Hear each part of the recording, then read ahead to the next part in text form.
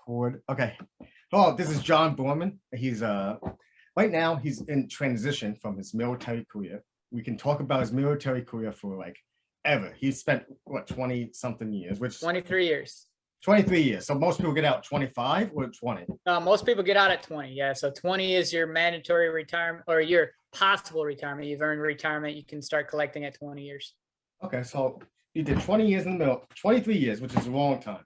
And that's sacrificing. You've been to the Iraq, Afghanistan, and a few other states. Texas is like hot as hell too. Fort Hood. I heard that place is Fort Hood. Yeah, Fort Hood, known as a great place. Spent a lot of time at Fort Hood, Fort Jackson, South Carolina, Fort Knox, Kentucky. Deployed to Kuwait, Afghanistan, Iraq, Bosnia. So like everybody like asks me, because I used to travel a lot and get paid a lot more than a military veteran. Like I used to make like, I can't tell you because it's like, why did I quit my job and go back to school? It's like, oh, okay. But like you did this in the military, they paid for your school, they paid for your house, but that sets you up for success better than like most people. So you're starting a community type of company, right? That's like based on, building leaders with knowledge, skills, and true relations throughout the career and lifespan. So I guess you're trying to make a community where you can bring like different types of education to people that can't get it or people that need extra help, right? Correct. Yeah. So I am in the process of starting up. It's called Warrior Leader. And what it is a team of professionals, folks that I work with here at West Point and that I've worked with throughout my military career that are subject matter experts in their lanes, right? And our whole intent is to help provide the knowledge, skills, and attributes needed to help you crush it is whatever it is you're doing in life, right? So the goal is to empower others to become their best self, right? So whether that's from a physical standpoint, we have coaches for physical activities, whether that's a mental health perspective, right? I have resiliency experts, I have sleep experts, I have mindfulness experts, or whether that's just injury prevention, right? I also have folks, athletic trainers that can help you recover quicker from an injury or setback. So really the gamut from A to Z on we call human performance optimization, right? So really being the best person possible. And then we also have on the attribute side, folks that'll look at leadership traits and character traits as well. So really the goal is to market it to everyone, right? From the child to the grandmother and at any wage category that you're at, right? Not just for the elites, but really marketability for everybody. So let me talk about my next guest real fast. I think you know him, right? I think his name is E.Y. St. Hilaire. He is captain, I think, and he works up there at the United States. He's a Great Lakes Diversity Outreach Officer. Yeah.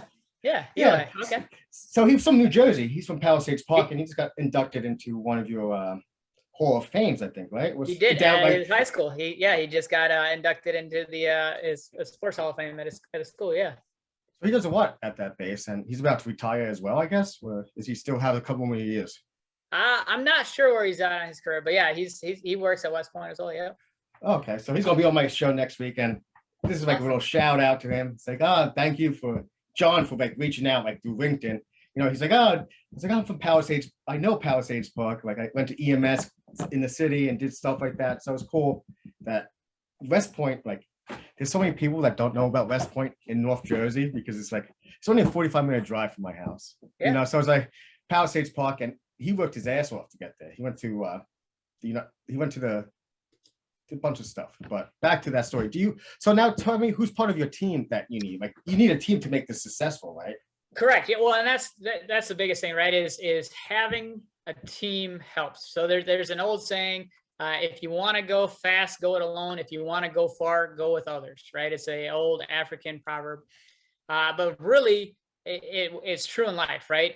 You can try to make it on your own and you can try to do your own path. But when you have a team around you that can help guide you, help give you kind of support and assistance along the way, it's a lot easier. So with my company, that's the thing, right? I could have just launched it as me. Hey, here I am. I'm here, available resource. But I can only affect a limited number of people, right? So expanding the team and bringing on subject matter experts that are truly experts in their field allows me to get a bigger outreach and to affect more people's lives. So some of the people that are on the team, I have Coach Ray Barone. He's the boxing coach, right? So they're going to be able to teach you everything you need to know about boxing, really how to knock out those challenges in your life. He's the head coach for the Army West Point boxing team, 10-time national championship team. I also have Dr. Jenna Morgiello, who's my director of mindfulness and body, right? So she is a doctor of athletic training, so able to help you create very unique and customized recovery plans if you've been injured and you're trying to get back to a state of normal. I've got Dr. Nick Berenger is my director of sleep and nutrition. He is a certified dietitian for the U.S. Army. I have Dr. Dan Jaffe, who is my director of strength development. He is the coach of the Army West Point powerlifting team, right? So if you want to get stronger, lift heavy things, move stuff, right? I've got him and Greg Hess are also in my strength development team. Maybe you want to be more diverse and inclusive. Well, I have Team Warrior has Captain Promotable, soon to be Major Nikki Heyman is my director of diversity and inclusion. She is an amazing asset. She and her wife have a set of twin daughters and some more children along the way. Perhaps you've had some struggles in life and you just need some resiliency. I have Colonel Julia Wilson is my director of resiliency. Okay. Great military career. So are these members retiring from the Army right now, or are they just like? So all of them are currently in, right? And they will be working and helping me out really on a part-time basis. So their main job is teaching at the academy. So they are responsible for helping to develop the leaders of character, right? All these commissioned officers at West Point. And they're dedicating their free time to really help give back and provide resources via one-on-one coaching, counseling, or even live group sessions, right? So the ability to take what we do, package it to more than just the cadets.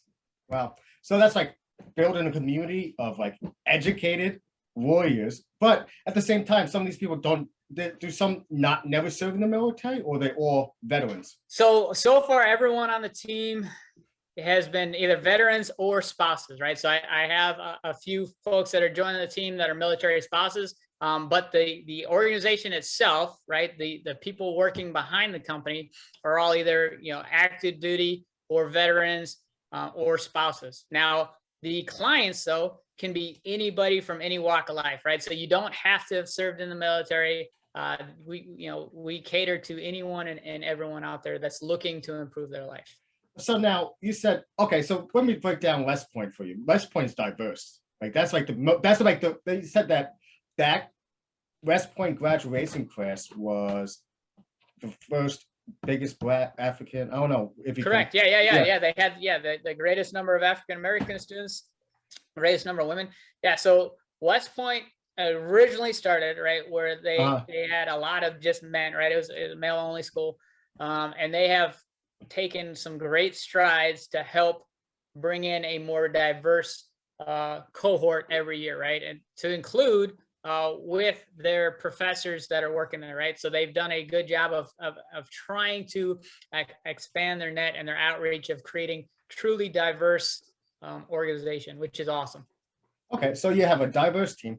Now, do you have the prices out yet, or are you still working on? No, yeah. So what we're preparing for is to launch on Veterans Day, right? So November, we're gonna be ready to launch really with what I'm calling our beta, and then launch full up 1 January. So our thought process is, hey, 2022, start with a new you, right? Start the new year kind of fresh. So challenges will be kicking off 1 January, but yeah, by November. We'll have really our initial offerings up and available.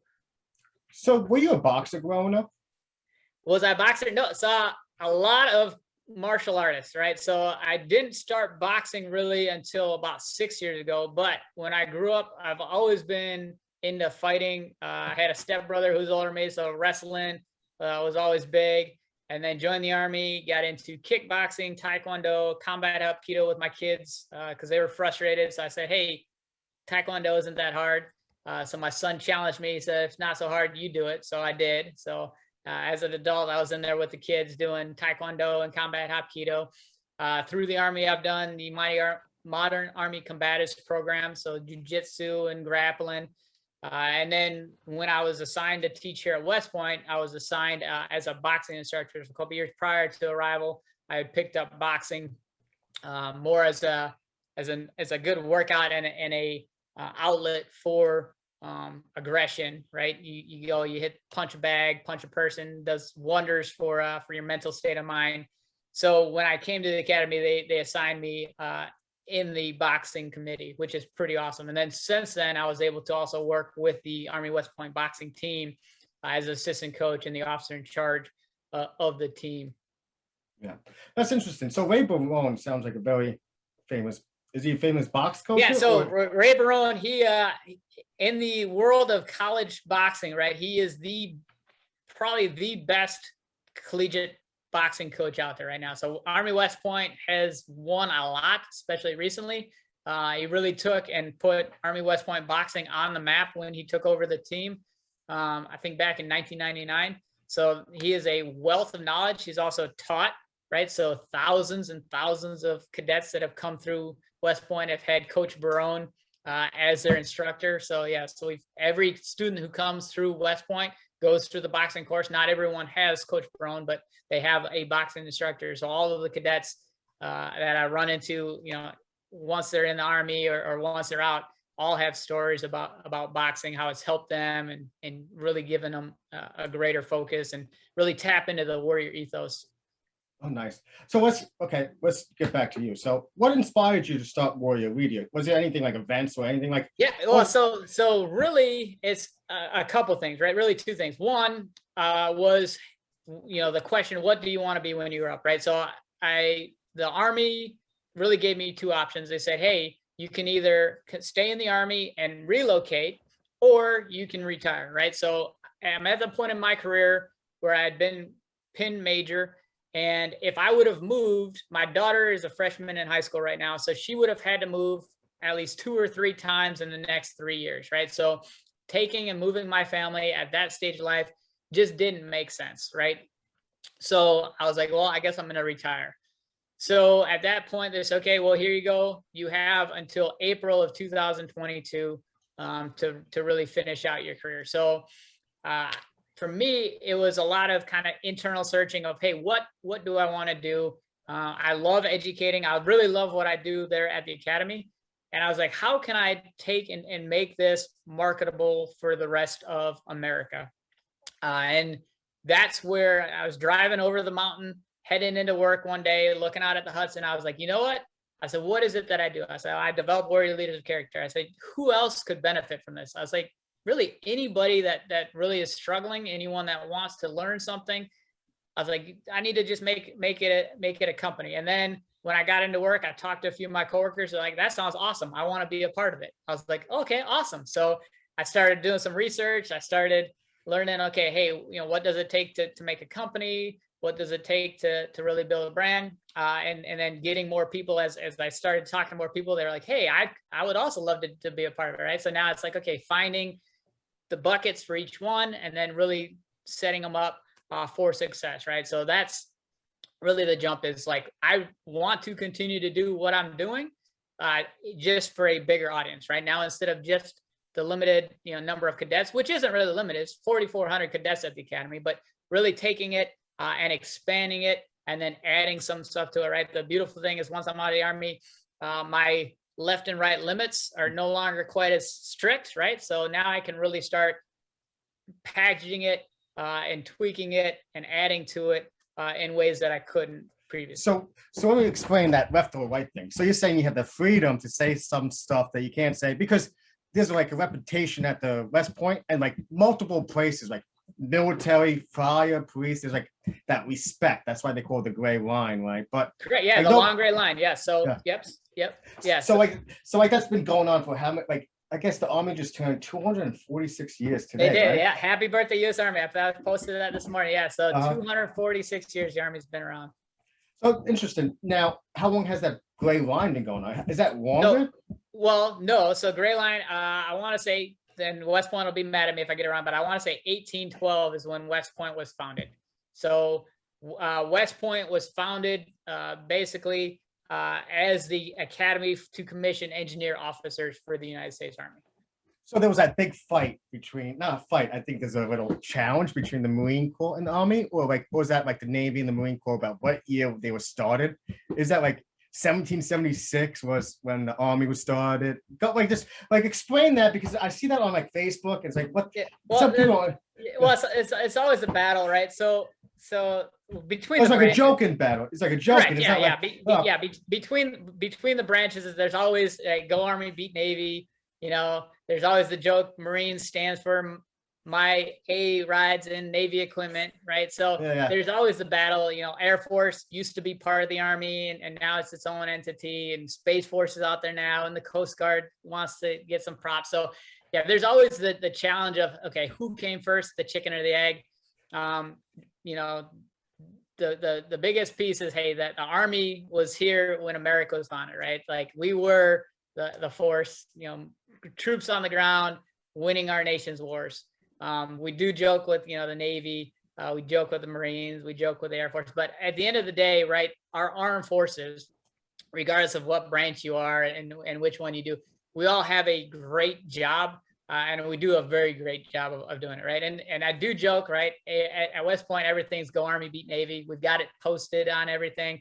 In boxing, the only 4-letter words you can say is beat Navy. There's no cussing in boxing. So, you know, that challenge and that camaraderie, right? The biggest football game every year for college football is the Army-Navy game. One of the few ones that's hosted at an NFL stadium every year. So that rivalry is huge, right? And it dates back. But end of the day, when we deploy, we work together, right? So I've deployed under joint operations, worked with Navy, worked with Navy SEALs, worked with Marines, Airmen. So we are one big family, but we will definitely poke at the others. Okay, so that's funny. So you said something about no cursing in boxing. Yeah, no cursing in boxing. Oh, yeah, but wait. We're saying about, but when we talk about Mike Tyson now, because Mike Tyson curses like a hell. He used to curse, but I read his book and it was full of curses. And then I read his autobiography. He made a documentary, and I forgot.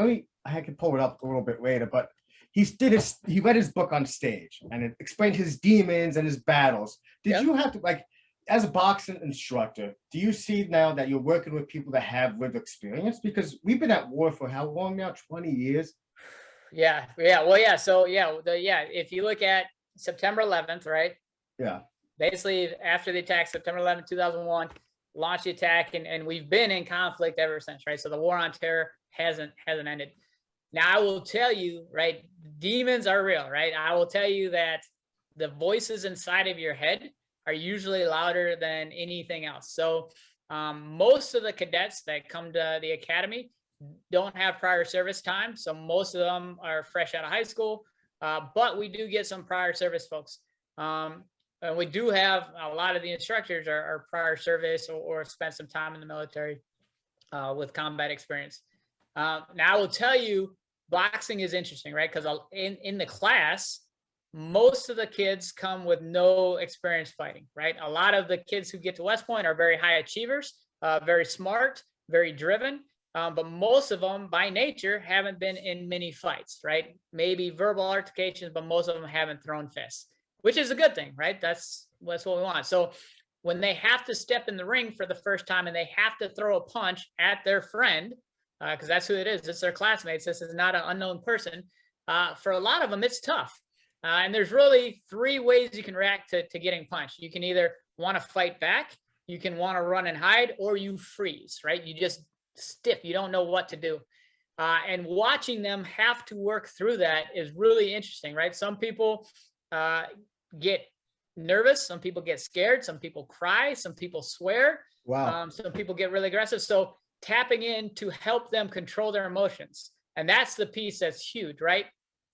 You get punched in the face, it's going to cause a reaction, right? It's going to cause an immediate reaction, right? It's either going to cause you to get angry or it's going to cause you to get scared, right?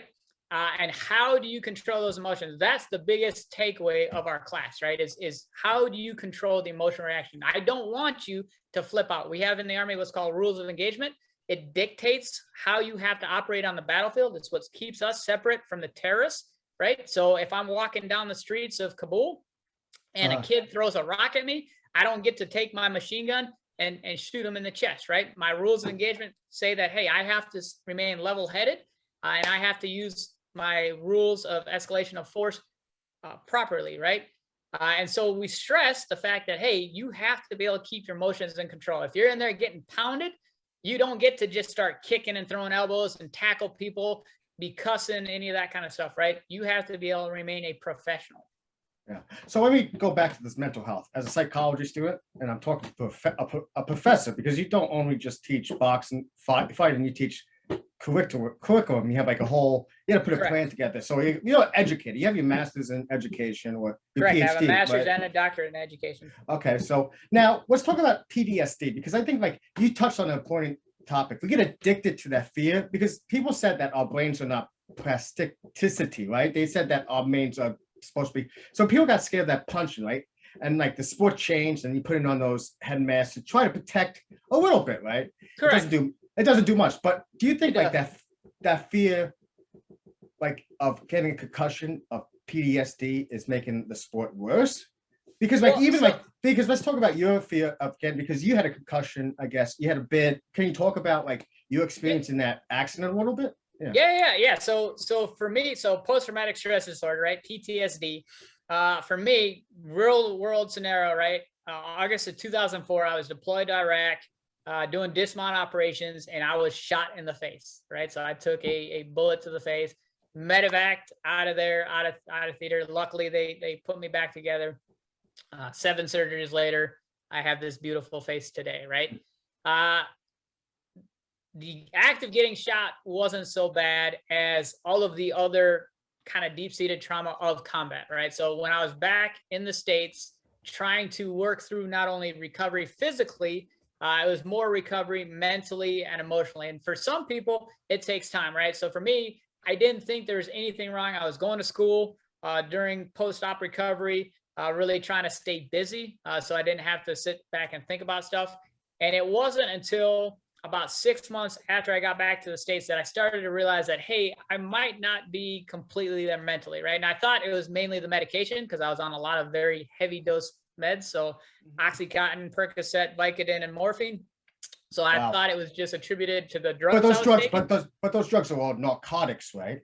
Correct. Those are very like medical. So like in medical, there's like different types of psychology theories you treat like mental disorders. So there's like biopsychoscience, right? So you treat it with medication, which like your pain, because you're trying to treat your physical aspect of your mental health, right? Correct. So they treat that mental part by treating the pain, and then you're supposed to go get therapy or correct. Like physical therapy and like physical therapy is good because you get to talk and get that peer-to-peer support. But the Army can't afford that because is the enrollment dropped, or is it like still steady? Well, so there's actually, the Army has quite a bit of resources now, right? So I would say probably about 2005-06 timeframe, they started to realize that, hey, soldiers are coming back and they're having issues, right? They're having physical issues, they're having anger issues, they're having emotional issues. And they really started standing up some great resources, right? So one of the first ones that really came out was Military One Source, right? And that is a great free resource for everybody who's active and veterans to use to tie into from a mental or physical standpoint, right? So I've used Military One Source for multiple things, right? Everything from marriage counseling, right? I've been married for 20 years to my wife. And, we've used Military One Source for working out issues with our relationship. I've used Military One Source for anger management, counseling, right? When I was just getting mad for no reason, right? Was this before your officer, before your commission too? Or was this was before I commissioned, yeah. So you don't have to be like a top dog to get this. You don't have to be like a general. No, you can be. Do you feel like it's missing in like the private, like E1 through like, you could explain the ranks, but E1 through like E4 range, because there's so many of those. Like this, I think the Lance Corporals Corps, they have like all these Lance Corporals, I guess in the Marine Corps, Corps. Right. And I guess they have like a term like, oh, it's advanced corporal force because they just want to keep them, right? Correct. Because it's yeah. So explain like because they have these warriors, like these madmen, like they can Correct. fight. Well, They go ahead. yeah. Yeah. Well, and that's the tough thing, right? Is our job is well, when within the military, right? I'll talk Army right now, right? So Yeah. within the Army, you have a lot of different jobs, right? And each job is very unique in the requirements. But let's look at combat armor. Right? So when I first came in the Army, I was a tanker, right? I was a 19-kilo armor crewman. So my whole job was to drive around, ride around in tanks, and blow stuff up. Awesome job. Let me For cut you in. You know who else was a tanker? who? Was Arnold Schwarzenegger. Oh He yeah. was a tanker I in love Austria. Arnold. I read his book. He did a video thing, and he read it in his voice, and it's hard to understand him because he's still like he read like parts of it, and then like somebody else came in because he has that thick Australian accent. But he was a governor, and he's like cool. Like that's like the immigration story that a lot of people don't see. But that's Awesome. But keep going with the Yeah. So it came in as an armor crewman, right? So our whole mission in the Army is to close with and destroy the enemy, right? So we want people that have violence of action, that are very decisive, that are very smart, right? Because you got to be able to outthink the enemy on the battlefield, and you have to be ready to engage, right? So you want those people that really embody what we call the warrior ethos, that never quit mentality. Is very, very important because that's what you need. I don't want someone that's going to hesitate on the battlefield. You hesitate, you die. So I need somebody that can quickly and coherently close with and destroy the enemy. Within that, you have what's called kind of a warrior mindset, right? You have that intelligence about you that you're like, hey, I need to be aggressive. I need that type A dominant personality, right? That's very prevalent in combat arms. The problem is it's very hard to recognize when you need help, right? It's very hard to recognize where it goes from being, hey, I am very dominant to I am very aggressive, or I have emotional instability, or I have the inability to handle stress, right? And that's the hardest part. Is it's very hard to help identify that in others, right? It's very easy to try to hide during the day if you're having issues. No one knows what's going on in your head but you. So that's why for soldiers, right, especially E1, E4, they have only 1 to 4 years in the Army, right? They don't know what they don't know. They don't know how to identify when things are different or when things are out of their control. And they don't know how to ask for help. They don't know how to raise their hand and say, hey, you know what? I need some help handling this situation, right? And that's, okay. I think the hardest part is how do you educate others when, hey, here's some things that aren't normal. Here's some things that possibly you should talk to someone. So now, I guess you're feeling in a sense of urgency for the community right now, right? Because the states correct. are Well, like, so we need it's hard to get funding, and I think New Jersey just passed a bill trying to build more community centers, and it's hard to put that money in people that we don't trust, right? And like you served the country, you saw the background from infantry, like you signed up after high school, so you have that knowledge. So people like you should get funding that have the knowledge and the experience because you also have that educational.